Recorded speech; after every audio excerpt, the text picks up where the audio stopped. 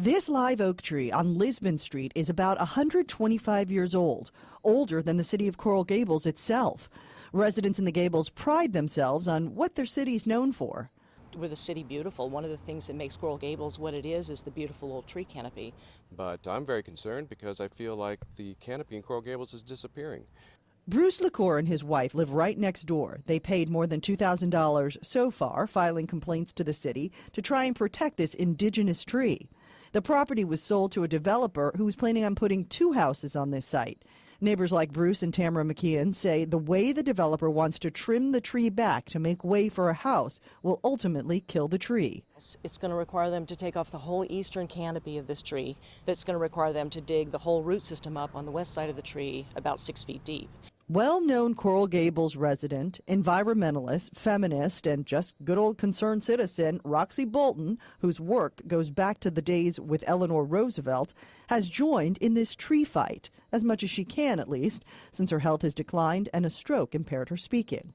I heard you said that you would climb that tree before you would let anything happen to it. Is that true? If I could, I would. If you could, you would. Yes. Roxy plans on joining Bruce and some of the dozens of others who signed a petition to stop the trimming of the tree. The concerned citizens also have the backing of Fairchild Tropical Gardens. But we spoke with the developers at Palm Corps in Palmetto Bay. They say they have provided the city with a report from an arborist showing that their trimming plan is perfectly safe for the tree. The developers have already gotten the okay from the city's development department. That's the okay the neighbors are fighting. We've been actively pursuing the city to protect this specimen trees. It seems to me that it should be the city that takes the initiative to preserve these beautiful specimen trees like a 120-year-old oak tree. In Coral Gables, Cynthia Demas, CBS 4 News.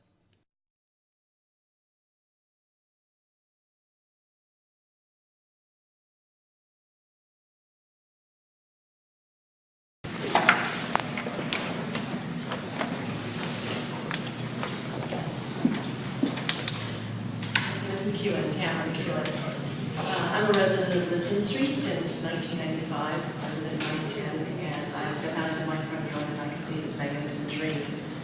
I strongly support the appeal and oppose the developer's plans because I don't believe, and I'm not an arborist, but I've reviewed all of the reports and just common sense, I looked at the property. I don't believe there's any way this tree will survive long term if you allow the roots to be cut and again the way it goes. The tree, the canopy in general, and this tree in particular, define our neighborhood, our local neighborhood. It's one of the first things you notice as you drive down Lisbon Street. And it's been there before any of us were born, and it will be there after our children are gone. It has been in that place. It's been on Lisbon Street in the neighborhood before there was a neighborhood. It's been there before Coral Gables was a river in George Mary's imagination. And I think it's critically important for the quality of our neighborhood to protect it. I would also ask you to note that there have been, it's not just this tree that's going to be impacted. I believe there are over 30 trees that are going to be removed from 3 lots, according to the tree permits that the developer has requested. And so when we talk about the tree canopy that makes Coral Gables the place that it is, I think that's notable. I think that anything that's in the way of the maximum possible development for these lots would be taken out. And I don't believe it's a sustainable project for the tree itself, and that is the protected species. The developer has purchased this property knowing full well that there was a specimen live oak tree of that age and size there. And the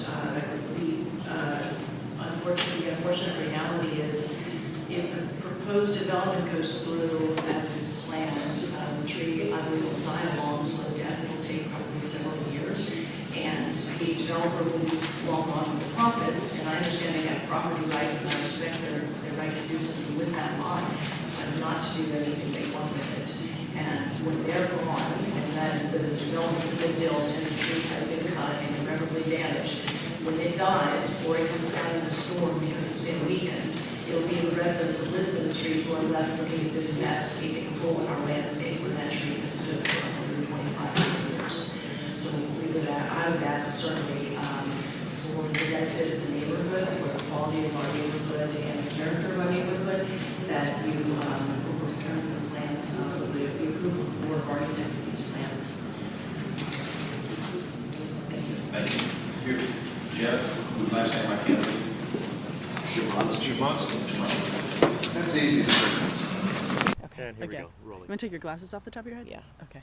Rolling. Look at me, pretend he's not even there. So what's the problem? Well, the developer that acquired this property has divided it into two parcels, and they're going to build two houses here.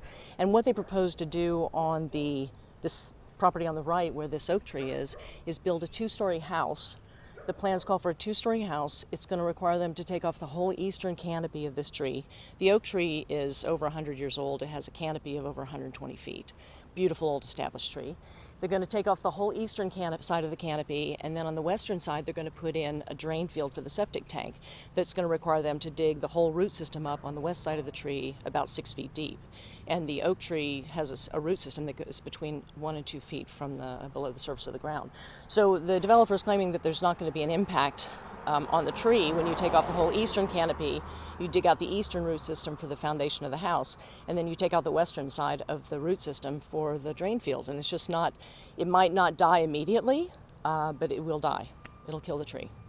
And one of the things that I think is so distressing about this is the fact that the Board of Architects approved the plans. There's now been an appeal to the City Commission by the neighbors. The neighbors actually had to file a $2,000 fee that they paid out of their own pocket to take an appeal to try and preserve the tree, which I think the city should be doing itself. I mean, we're the city beautiful. One of the things that makes Coral Gables what it is the beautiful old tree canopy that's been established since the 1920s. And we're a designated Tree City USA with the Arbor Day Foundation for 26 consecutive years. That's the city of Coral Gables has that on their website. So it seems to me that it should be the city that takes the initiative to preserve these beautiful specimen trees like a 120-year-old oak tree. Why is it so important to preserve the tree aside from it's pretty? Well, it's not only is it a beautiful tree, it's an old established tree, but if you start taking those out just in the name of profit, we're not going to have the kind of community. Oh, that's in the station, but this is for the story. Okay. So how many people are is it a petition or an actual petition that's been signed? The next door neighbors are actually the ones that have been following this. They're the ones that paid the $2,000 fee to appeal the decision of the Board of Architects. And they've been spearheading this to make the community, the neighborhood, aware of what was going on with this tree. And they did get a petition. They got the neighbors to sign a petition challenging the decision, which is going to have such an impact on the tree.